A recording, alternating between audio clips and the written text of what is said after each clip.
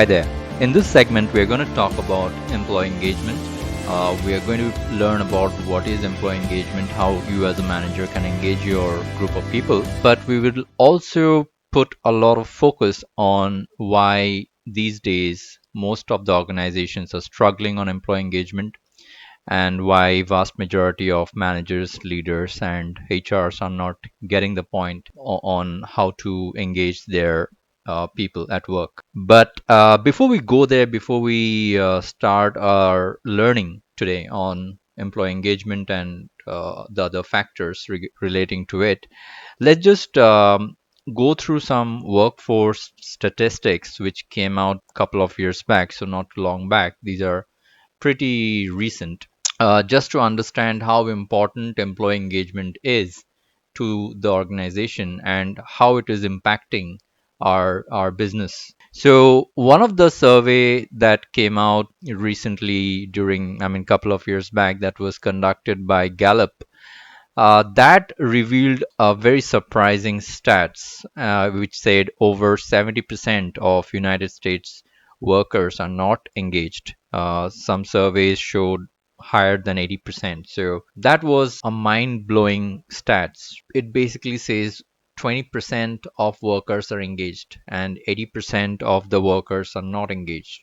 Imagine an organization or a company where 80% of the people are coming to work every day, not willing to come to work. Of course, the kind of effort and the kind of energy they will put behind to do the work will not be of appropriate level, as a result of which the organization will suffer so much in terms of attrition, in terms of absenteeism, and of course in terms of productivity and profit. Another survey that was done by the Engagement Institute, which is basically a joint study done by several organizations, including some consulting firms.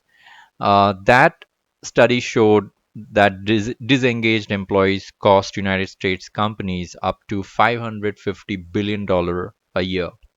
Now that's a lot, and that's exactly what I was talking about. That it will eventually cost you a lot if you do not understand the importance of engagement. Similarly, Gallup also did another study and survey which showed that higher engaged teams show 21% greater profitability. And that's basically coming out due to 41% reduction in absenteeism and 59% less turnover. And it's not rocket science. So if you have a highly engaged team, the team would be willing to come to work every day, looking forward to the start of the day. They will be highly engaged in their work. So of course you'll not see that much of absenteeism from employees. And of course, if people are engaged and they find a meaningful work in your organization, they will be not looking outward for another opportunity because they would be content with their current job. So you'll face or you'll experience less turnover.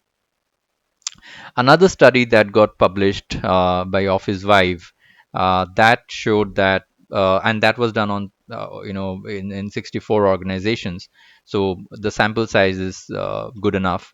That showed that highly engaged employees achieve 2x times the annual net income of organizations where employees lag on engagement. So out of those 64 organizations, whichever organization had higher engagement of employees showed 2x times the annual net income from the rest. And of course, these studies are not only limited to United States. These are actually, if you, I've just taken up from surveys from Gallup, but if you research, you'll find out that this is a reality across the globe, wherever you are from, whether it's Japan or Europe, United States, and even in India. Like Gallup studied some of the firms in India, and they also had the same verdict that 13% of Indians, only 13%, were engaged, whether it's organized sector or unorganized sector, and that basically means 87%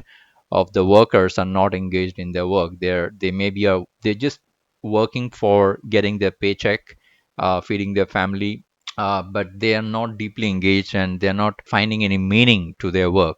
right? So they are basically not engaged, and that's not good for their emotional, mental fitness as well.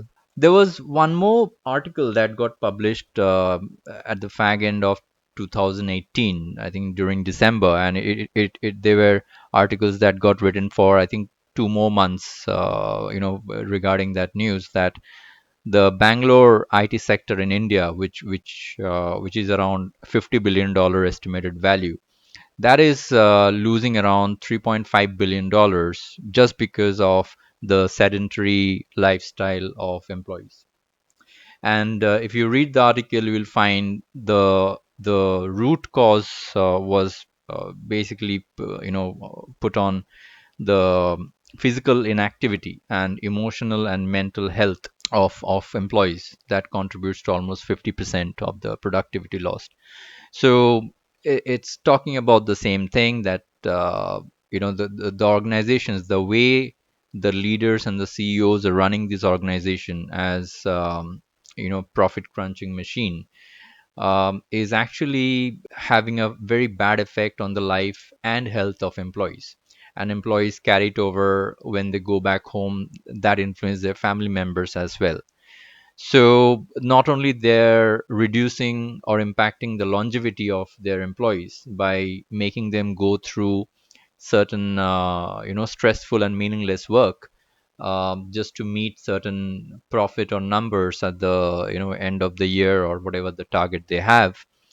But it's also having a very very drastic effect on the emotional and mental health of an employee. And of course, this is from the IT sector. So, of course, in the IT sector, if you are working on your laptop or computer for a long period of time, of course, you will have no physical activities, right? So, a lot of organization does not understand that, and they do not encourage employees to,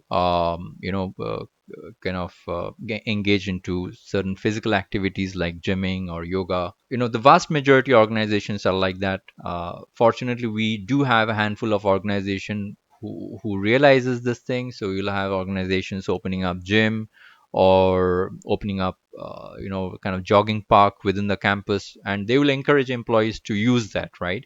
There's no point in investing money in a gym or a yoga center or a park, but you do not let your employees avail that, because you are trying to squeeze every ounce the employee has got when he's working for 8 or 9 hours in your organization.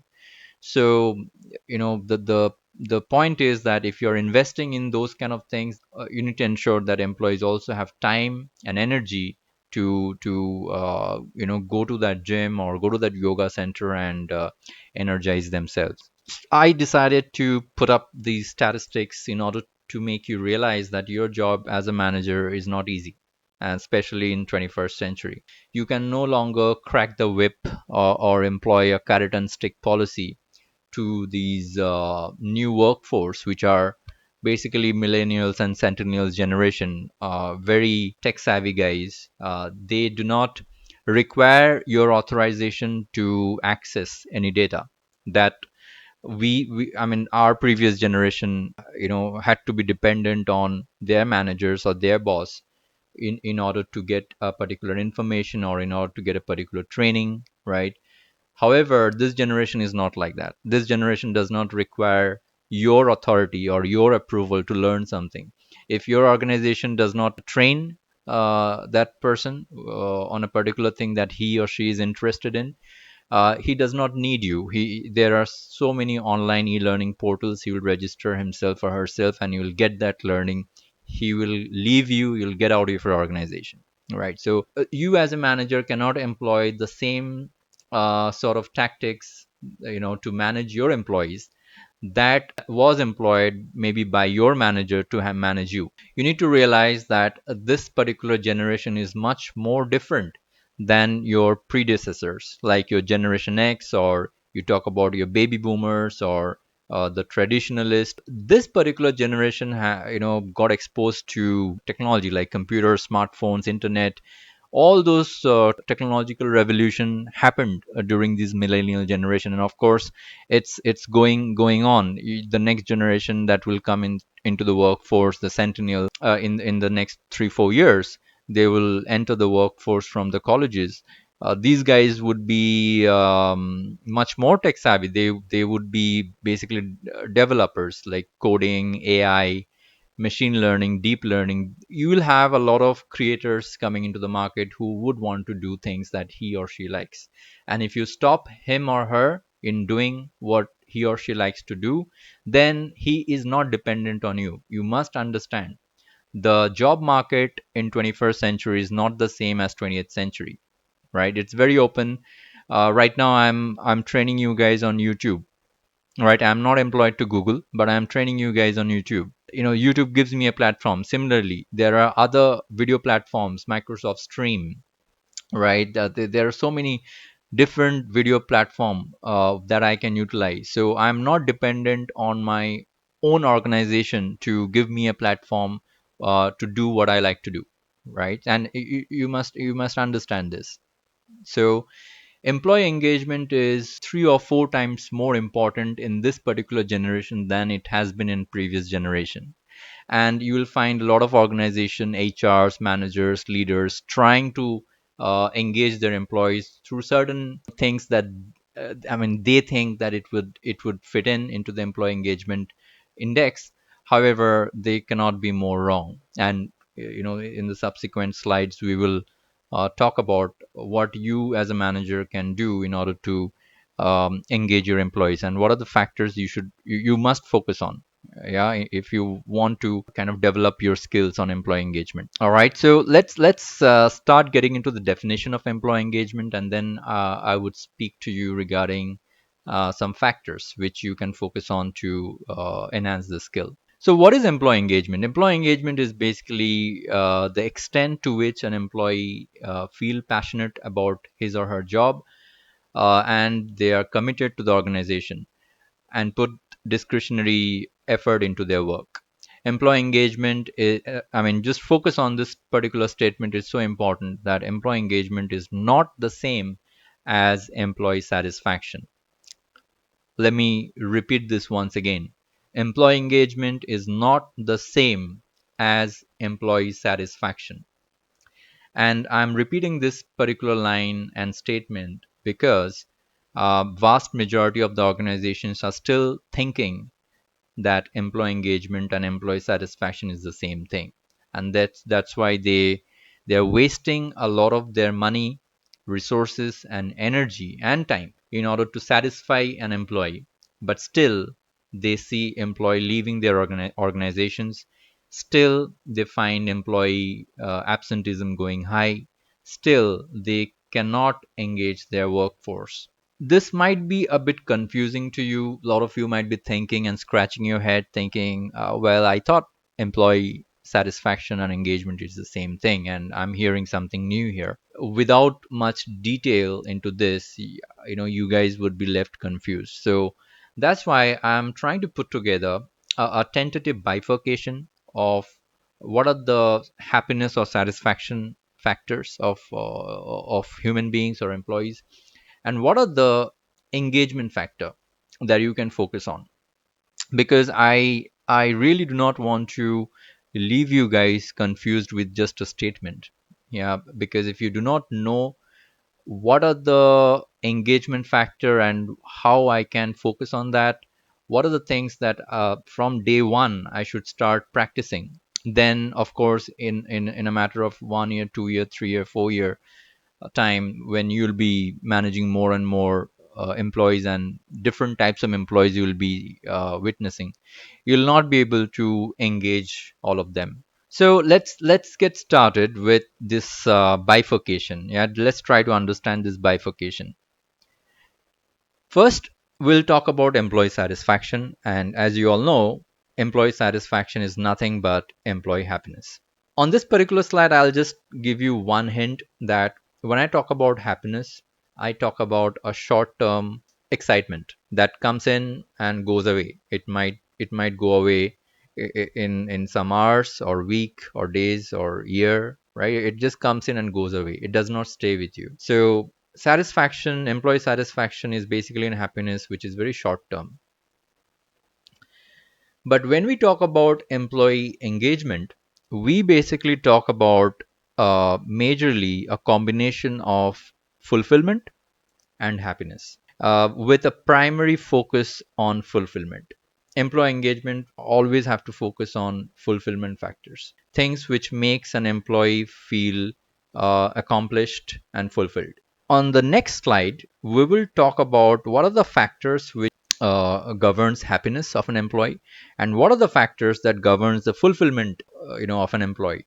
So if you focus on both the things, fulfillment and happiness factor, I think you as a manager would be tremendously successful, because all your workforce will be engaged in their work, and with an engaged workforce, you will be able to do much more with your team, and you will be contributing much more to your organization than rather than a disengaged team. So let's first start with what are the happiness factor. I have tried to put down everything that I can remember, so you can easily relate to these factors, and I will try to describe each and every factors, although there would be a lot of videos that I'll be making in future where I would talk about these things as a whole.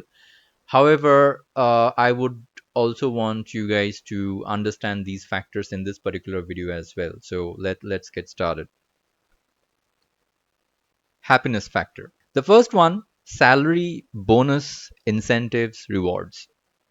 Now, these are basically monetary benefits, right? And most of the organizations will have this.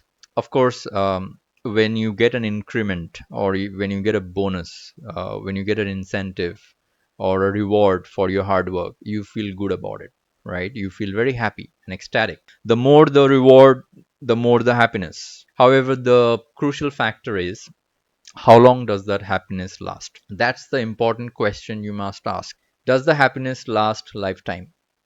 Does the happiness last for a day, for an hour, for a week, for a month, for a year? How long does that happiness last? And all of you will agree with me that all this monetary benefit, the happiness lasts temporarily, whether it's a month or a year or 2 years, whatever. It lasts temporarily. If it lasts lifetime, then tell me why, when you get a bonus for hard work, you complete your next project and you expect another bonus. If you get an increment this year, that makes you very happy. Why it happens that next year, when your company does not do well and they cannot give you an increment, why you feel sad, why your happiness does not get sustained? So anything that has to do with money, monetary benefits, right, or material benefits, that will always be a happiness factor, a short-lived factor. A lot of companies tries to satisfy or please their employees by doing this. Good that you're doing it. As I said, employee engagement is a combination of fulfillment and happiness. I'm not saying do not give increment, do not give bonus, do not give incentives and rewards. I'm not saying all this thing. I'm just saying that if you focus only on this to engage your workforce, you will fail. You will fail as a manager, as a leader, as an HR, overall as an organization. Let's go to the next thing. Any sort of outing, or lunch or dinner or party. These millennials and centennials love to go out, love to mingle with strangers and mingle with people. They like to party.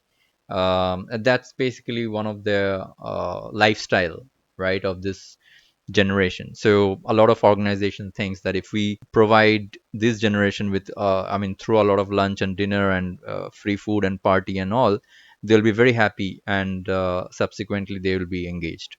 Once again, you cannot be more wrong. I'll give you another example. Let's say you throw a party to your team members. Team member goes to that party. Everybody had a great time. They come back.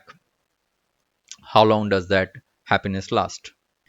They might talk about that party for the next 2 3 days, but after that they will again go back to their work, and they will again, either if you do not have an engaged workforce, they will again suffer in their work, or if even if they are engaged in their work, they will still talk about when is the next party. So again, these are happiness factors. Free food, gaming, free transport. These are again coming due to our leaders and HRs not able to figure out the millennial generation.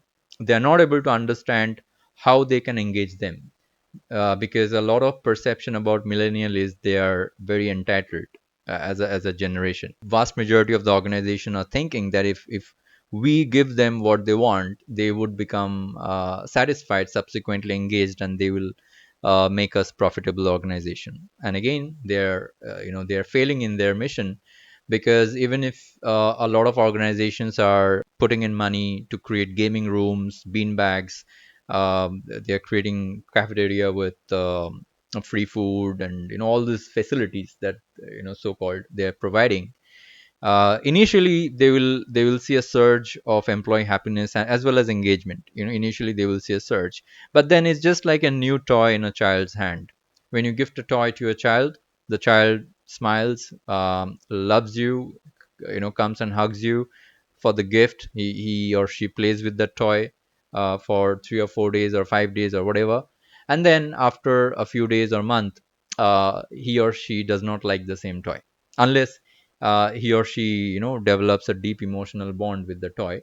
He or she will not like it, and then he will come to you asking for a new toy. These things basically delivers the same experience. The next one is fun activities. Yeah, and you are pretty aware about fun activities being done by a lot of organizations and HR departments and all. Dancing, singing, bring your families, doing all these things. Great thing. I mean, I'm not saying these are bad things, good things to do. However, these are not fulfilling the need of an employee. These are basically maybe the want of an employee is getting satisfied, not the need of it. And also, you need to realize that when you're doing fun activities, you would want participation. A lot of the organization HRs complains that they are not getting participation from the employees when they are trying to get these fun activities going. And that's because they are failing to realize that when human beings wants to sing and dance, there's a happy feeling inside a person which would make a person sing and dance, right?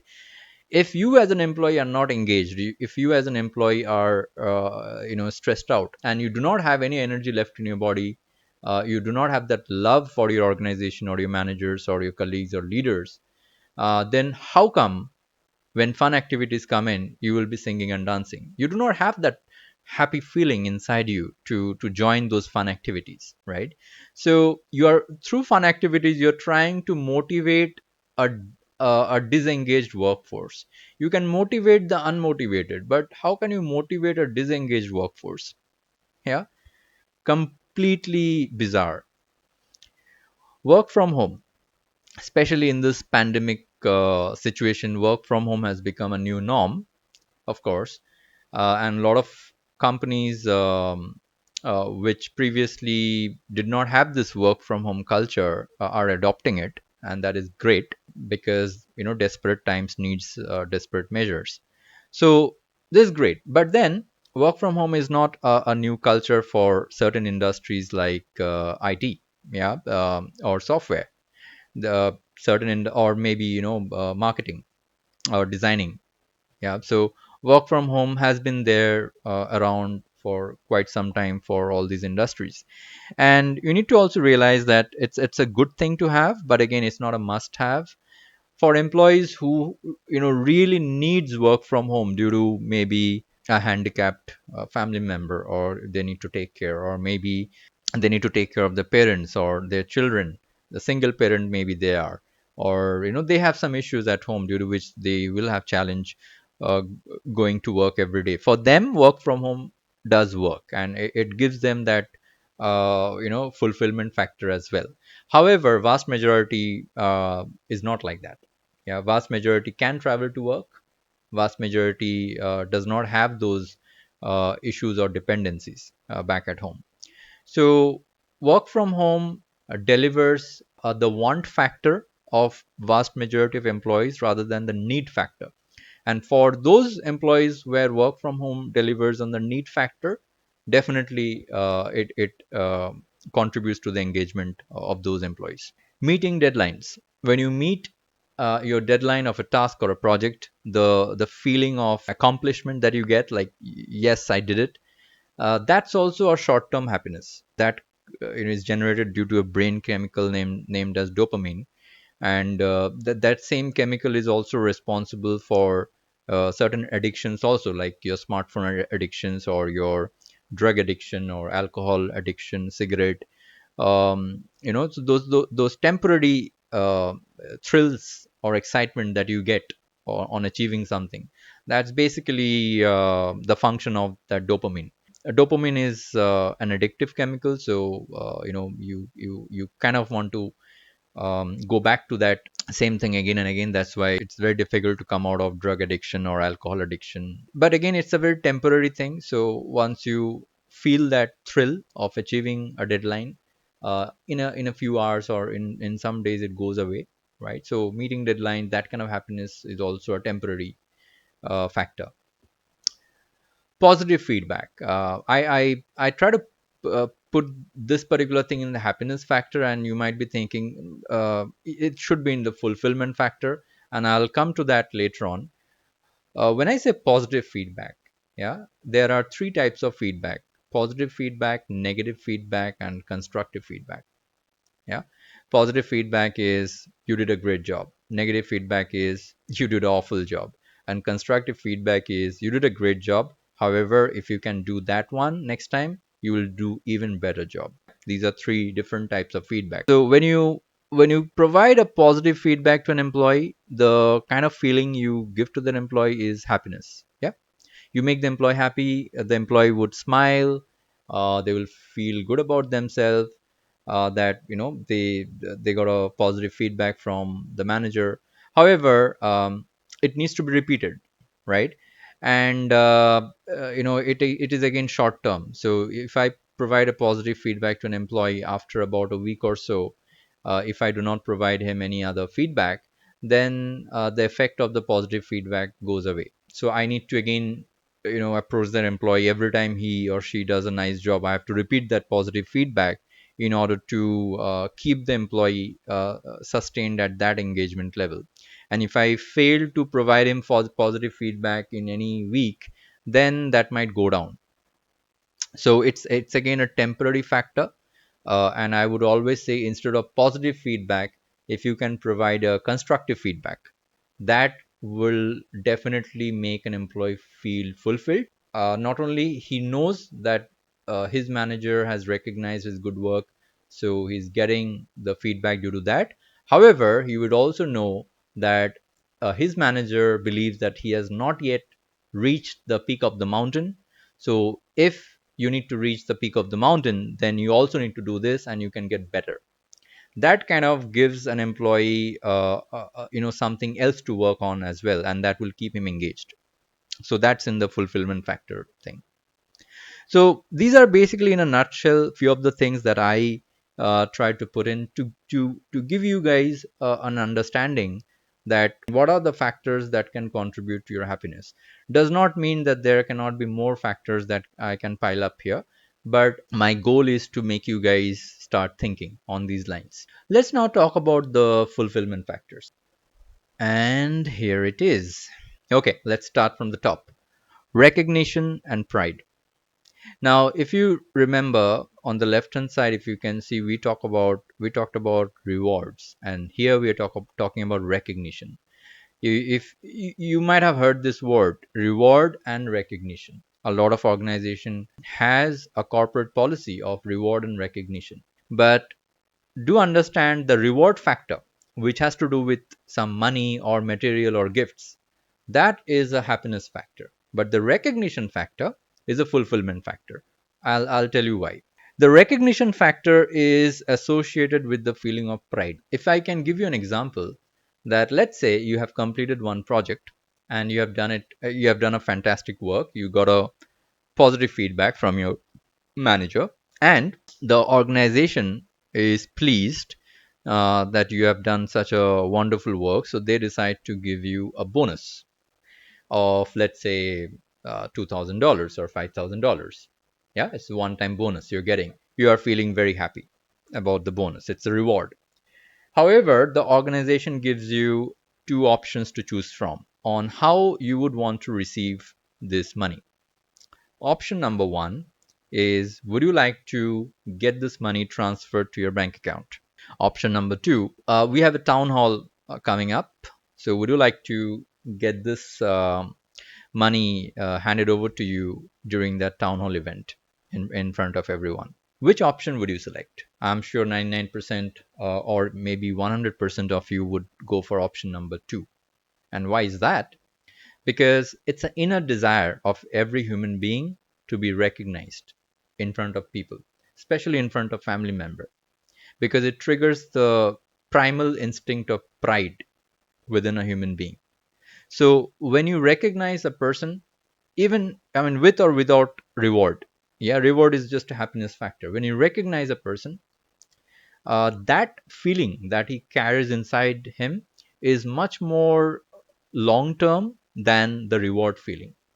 Yeah, so recognition and pride is a long term feeling, and it basically contributes to a fulfillment area of an employee. Whenever you get time and whenever you get an opportunity, always try to recognize the hard work and the good work done by your employees. The next one is personal growth. And by saying personal growth, I do not only mean official promotion that an employee gets. I'm also talking about learning or training or certification, yeah, or any sort of corporate learning. And through that learning, he kind of develops his skill. That's the kind of personal growth I'm talking about. And personal growth is definitely a fulfillment factor because, again, it develops, I mean, it triggers a sense of pride within that employee, a sense of accomplishment, that I have achieved something and I'm growing in my career. I'm not stagnant, right? So it's a long term feeling. Meaningful work. This is such a big deal in 21st century that people are working without meaning. See, the first thing is, if you're working for any company, you're already working to make someone else vision or mission come true. So if your manager or your leader is not able to translate that complex vision that they have for the company into simple, digestible, meaningful vision statements for you, then of course you'll not be able to experience meaningful work. So that's also a very difficult challenge for a manager as well as leaders of any organization, that how you can provide meaningful work to your employees. Yeah, so this is definitely a fulfillment factor, because when your employee experiences meaningful work, you will experience that they have lost the sense of time.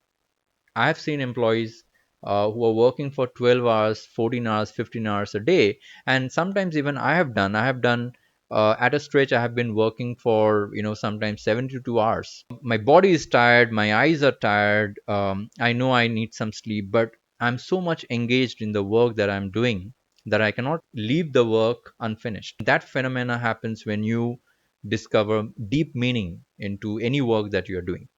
Let's hop into the next factor, constructive feedback. And I spoke about this just a while ago, that constructive feedback as against positive feedback is crucial to trigger the fulfillment areas of an employee. Relationship with manager, relationship with colleagues. Yeah, and this is where a lot of HRs and managers do not get it, because this is very complex, right? Whenever we talk about relationship, it becomes very complex. Things which ideally should be very simple has become very complex now. And that's a separate topic, why it has become complex now. But yeah, I mean, this is again going to be another new thing for 21st century managers, that how you can develop strong relationship and bond, not only between you and your reportee, but also among your team members.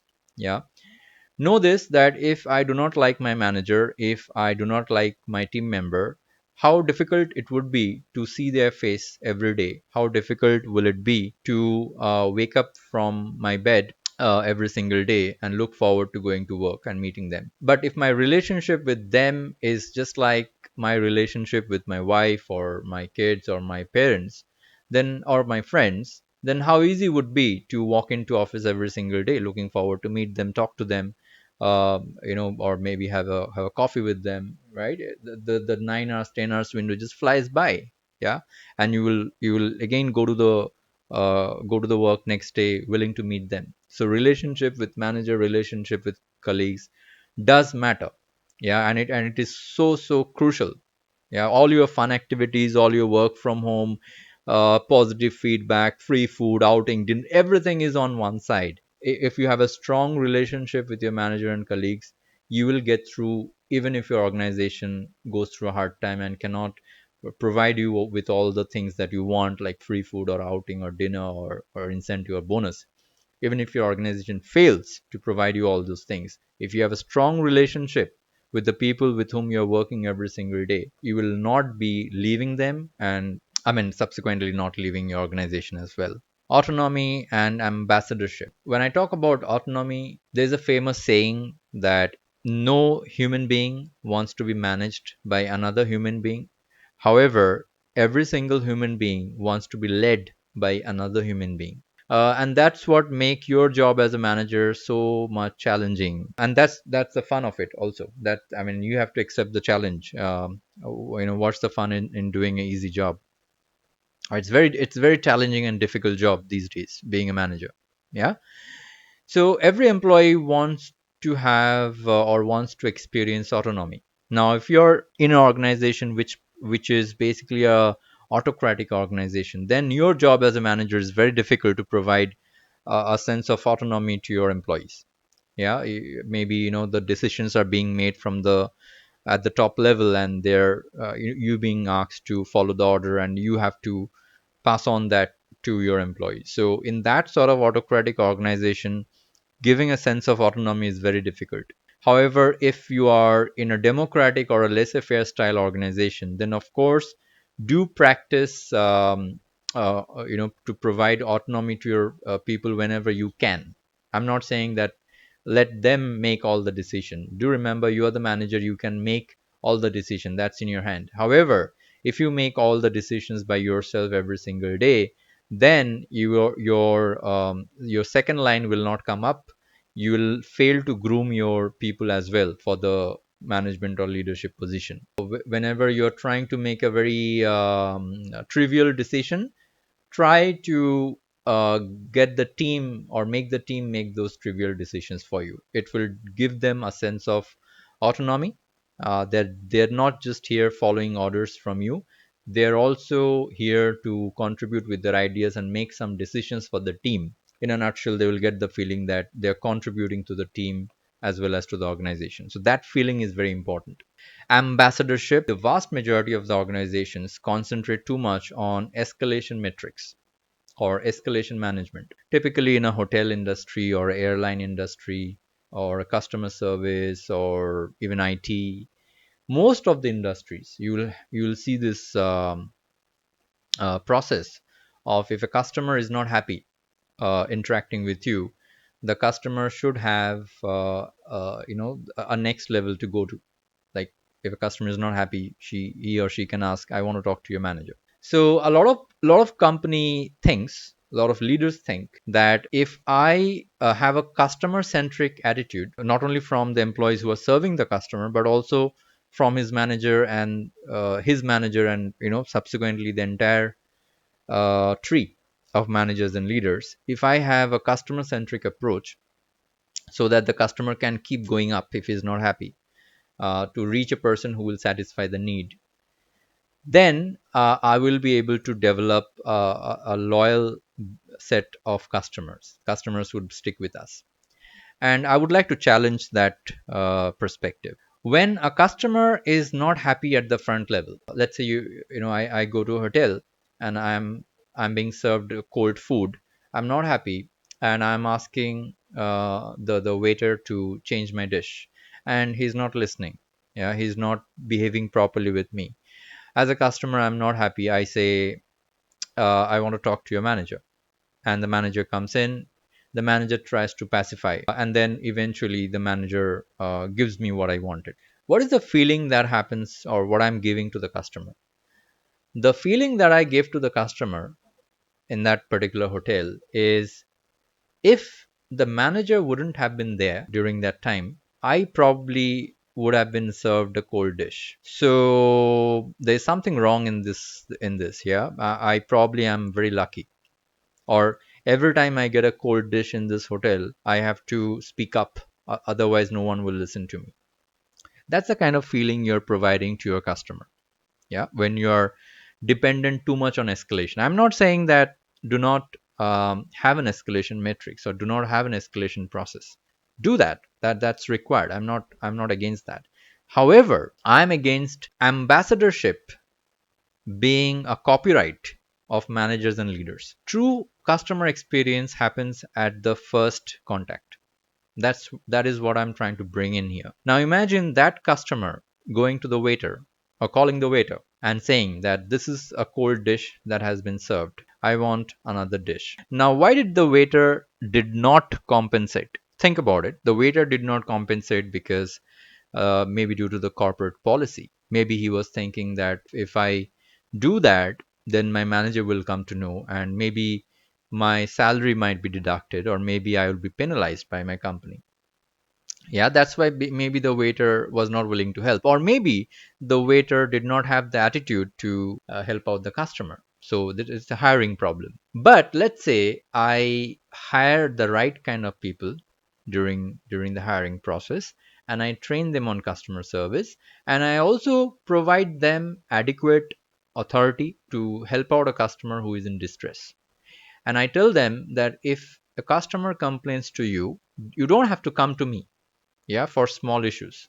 If a customer has a genuine issue, you have all the rights and authority to make that decision at that point in time to help out or satisfy the customer. If I have that kind of a policy in our organization, if I create that kind of environment, then all the employees in that particular organization, whether it's at the top level, whether it's at the perimeter level, they will feel that they are carrying the flags of the company on their chest. The flags of the company are not being only carried by the managers and leaders. They would be equally proud of the organization that they are working with. That's basically, in a nutshell, what I'm trying to say about ambassadorship. We should promote ambassadorship. All the employees in the organization should be an ambassador of the organization. Organization should not spend too much of money on advertising how great the organization is. Yeah, that's not the money you want to spend. You want to rather spend money on providing your even the ground level employees who are actually in direct contact with the customer. You should provide them with all the facilities with the right tools and processes, even if some authority and some monetary authorities, right, to provide refunds and all. You should try to give it to them, so that at the first point in contact they will be able to resolve at least 70 to 80% of the customer issues. Only for those difficult decisions they must look up to the manager, and that will trigger a sense of fulfillment within them, and your employees will be highly engaged. The next one, feeling safe and secure. Oh, this is so primal, right? We all know that we human beings came, I mean, evolutionary, we came from reptile species, right? And when we had, and that's why in our brain we have three layers, right? The fundamental, the core layer of the brain, the first layer, which is the reptilian brain, and then that evolved into a limbic system. So that's the second layer of the brain, and that further evolved into the neocortex, which is the human brain. So three layers of the brain. The first layer, the very core of the brain, that's your reptilian brain. The function of that reptilian brain, the one of the primary function is flight or fight response. Yeah, so that's why when you see a tiger, you instinctively start either fighting or running. You don't start thinking, should I fight or should I not fight, should I run, should I not. You don't waste time thinking and rationalizing and logically thinking about whether the tiger will harm you or not. Or when you see an earthquake, you automatically start running for shelter. Yeah, when you hear the news of storm coming, you start preparing your family and packing your stuff. So it's an instinctive, primal feeling within each and every human being to feel safe and secure. And if you say these things does not exist anymore, then you need to convince me that if I give you an option to join a private job or a government job, which one would you prefer? most of the people will prefer government job. Not even if the government job is paying you less, you will still want to prefer a government job because it gives you that feeling of safety and security, as well as pride. That's a separate thing, but primarily due to safety and security, right? If one company says that if you enter our organization, I will give you lifetime employment, would you join that organization, or would you join another organization which can pay you a lot, but you know that every year they do layoffs? Which one would you join? Safety and security. So the feeling of safety and security is a very primal feeling, right, of mankind, and you need to harness this feeling in your team. Of course, you don't have much control on things that are happening above you. However, people who are reporting to you, if you can try to kind of create a safe and secure environment wherein people should not feel threatened by you, do not provide them harsh, instinctive, and reactive feedbacks, right? And try to safeguard your people when they are in trouble as much as you can, so that people feel safe and secure under you. Work life balance. And this is in direct contrast to work from home. A lot of people confuse these things. A lot of people thinks that work from home can provide work life balance. Completely wrong. You can be working from home, but you can be with an autocratic, stressful organization. So you might end up working 12 hours, 13 hours, 14 hours a day from home, and you can see your family is waiting for you in the next room, but you cannot go to them because you are under stress. You need to complete a project or work, and this is very stressful to you because you might not have a meaningful work, right? So where is the work life balance?